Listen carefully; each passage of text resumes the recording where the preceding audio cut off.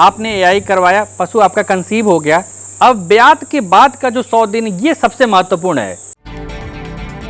जब आपकी बच्चियां ग्रो कर रही होती है तो उस टाइम पे उसका प्रॉपर दाना चारा जरूरी होता है, क्योंकि आज जो बच्चियां है कल वही गाय बनेगी।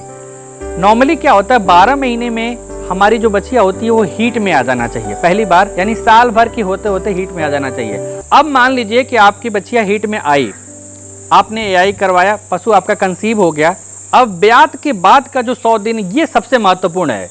पशु के जीवन में सारी अवस्थाएं महत्वपूर्ण है, लेकिन 100 दिन बहुत महत्वपूर्ण है। क्यों?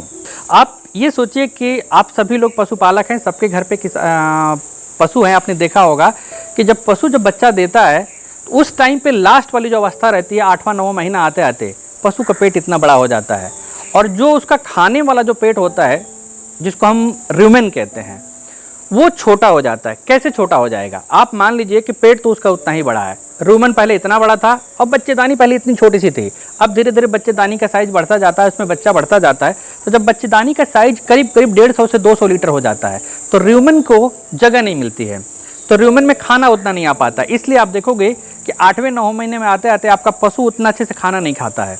जब उसके पेट में जगह ही नहीं रहेगी तो खाना कैसे खाएगा? जबकि मैं आप लोगों से जानना चाहता हूँ कि उस समय पशु को ऊर्जा की आवश्यकता ज़्यादा होती है या कम होती है? ज़्यादा होती है। क्यों ज़्यादा होती है? उसको तो जो अपनी क्रियाओं के लिए चाहिए, उसके पेट में जो एक बच्चा पल रहा है उसके लिए भी एनर्जी चाहिए, तो ऊर्जा ज़्यादा चाहिए, ऊर्जा कम मिल रही है। ऐसे में पशु को क्या बोलते हैं हम कि उसमें ऊर्जा की कमी हो गई है। एक फैक्टर ये हुआ। दूसरी बात, जब पशु में ब्यात होती है तो आप देखो कि पशु बहुत जोर लगाता है बच्चों को बाहर निकालने के लिए। कई बार वो ऊर्जा की कमी से थक जाता है, इस वजह से बच्चा नहीं निकाल पाता है। ठीक है, तो जब बच्चा नहीं निकाल पाता है तो वही कहते हैं कि हम बच्चा फंस गया या डिस्टोकिया हो गया। इसके अलावा मान लीजिए जब बच्चा निकल भी गया तो ऊर्जा वहीं पे खत्म हो गई। उसका जो जेर निकलती है टाइम से 10 घंटे से ज़्यादा अगर जेर निकलने में टाइम लग रहा है तो हम कहते हैं जेर फंस गया।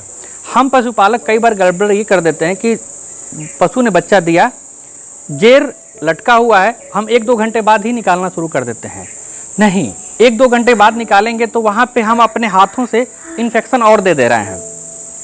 10 घंटे तक हम वेट कर सकते हैं। 10 घंटे से ज़्यादा अगर हमारा लग रहा है जेर को बाहर निकलने में, तब कहेंगे कि ये आरओपी का केस है, रिटेंशन ऑफ प्लेसेंटा का केस है। उस दौरान आप किसी डॉक्टर को बुला सकते हैं या कोई दवा का प्रयोग कर सकते हैं, लेकिन उतना तक आपको वेट करना है। हमको बहुत जल्दबाजी नहीं करना होता कि 1 घंटे या 2 घंटे में ही जेर निकालना है, ये चीज़ नहीं करना होता है। नहीं तो क्या होता है कि इन्फेक्शन हम और उसको दे देते हैं। इस जेर को निकालने के लिए भी पशु में ऊर्जा की जरूरत होती है। क्यों? क्योंकि आप लोगों को पता होगा कि वो जेर जो होती है, प्लेसेंटा जो होती है, वो एक माध्यम होता है, उसी के माध्यम से उस बछिया को, उस बछड़े को दाना चारा खाना, उसका पोषण मिल रहा है।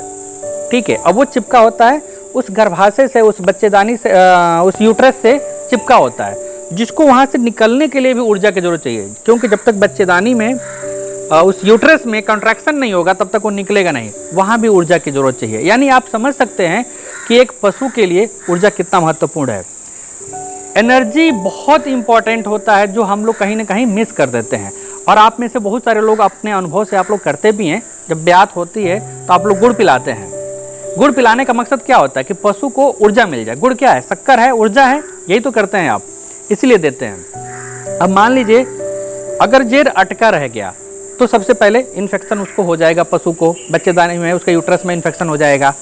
लेकिन हमारा कर्तव्य क्या बनता है कि उसके बच्चेदानी का, उसके यूट्रस की सफाई के लिए हमको ध्यान रखना चाहिए कि इन्फेक्शन ना हो। अब ऐसे में सबसे महत्वपूर्ण तो ये हो जाता है कि ब्यात से पहले से ही हम ऊर्जा का ख्याल करें। यानी कि ऊर्जा की जरूरत कब थी उसको? जब पशु ब्यात के 15 दिन पहले से ही उसका ऊर्जा की जरूरत हो जाती है। यानी कि हम कुछ ऐसा करें कि अब पशु ब्यात होने वाला है तो ऊर्जा की उसको कमी ना हो, उस टाइम पे आपको ऊर्जा का ध्यान रखना होता है। ब्यात हो गया उसके बाद भी आपको ऊर्जा का ध्यान रखना होता है। एक बहुत ही इंपॉर्टेंट फैक्टर होता है कैल्शियम। कैल्शियम जो होता है, जैसे मैं आपसे बात कर रहा हूँ, आपको एक बड़ी साधारण सी भाषा में बता रहा हूँ कि मैं आपसे बात कर रहा हूँ, ऊर्जा तो चाहिए, साथ में अगर कैल्शियम नहीं होता तो हम आपसे बात नहीं कर पाते। क्योंकि हमारी मसल्स को काम करने के लिए, चाहे हम बोल रहे हैं, चाहे हमारा हार्ट काम कर रहा है, चाहे हमारी बॉडी काम कर रही है, हर चीज़ के लिए कैल्शियम चाहिए होता है। ऐसे ही पशु में उस ब्यात के लिए भी कैल्शियम चाहिए होता है। अगर वो कैल्शियम नहीं होता तो ढंग से बच्चा भी ना निकाल पाता। और जैसे ऊर्जा की ज़्यादा ज़रूरत थी लास्ट ट्राइमेस्टर में 8वें-9वें महीना में, वैसे कैल्शियम की भी ज़्यादा ज़रूरत होती है। क्यों? जैसा मैंने बताया कि पशु को अपने मेंटेनेंस के लिए कैल्शियम चाहिए, साथ में जो पेट में बच्चा पल रहा है उसके लिए भी तो कैल्शियम चाहिए, उसकी हड्डियां ग्रो कर रही हैं, उसके लिए भी कैल्शियम चाहिए।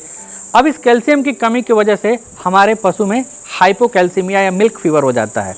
मिल्क फीवर आप लोगों ने कभी देखा होगा कि एक ऐसी समस्या होती है कि इसमें पशु बिल्कुल खड़ा नहीं हो पाता है, जोर ही नहीं लगा पाता है, उसका टेम्परेचर भी जो नॉर्मल होता है 100 डिग्री टेम्परेचर मान लीजिए पशु का होता है तो और कम हो जाता है, 96-97 टेम्परेचर हो जाता है। अब ऐसे में हम डॉक्टर को बुलाते हैं, डॉक्टर साहब उसको अगर IV इंजेक्शन देते हैं, कैल्शियम लगाते हैं, 10 मिनट के अंदर पशु खड़ा हो जाता है। इसको आपने अगर कभी मिल्क फीवर का ऐसा केस देखा होगा। ये आपकी बात हो गई 100 दिन के ख्याल के, यानी कि 100 दिन पहले 100 दिन में आपको क्या करना है कि पशु का प्लेसेंटा साफ हो, जेर समय से निकल जाए, बच्चेदानी की सफाई अच्छे से हो जाए, एनर्जी की जो कमी है एनर्जी पूरी हो जाए, और जो कैल्शियम की कमी है कैल्शियम पूरी हो जाए। देखिए ग्रीन टीवी YouTube पर भी, बस सब्सक्राइब करें और बेल आइकन दबाएं।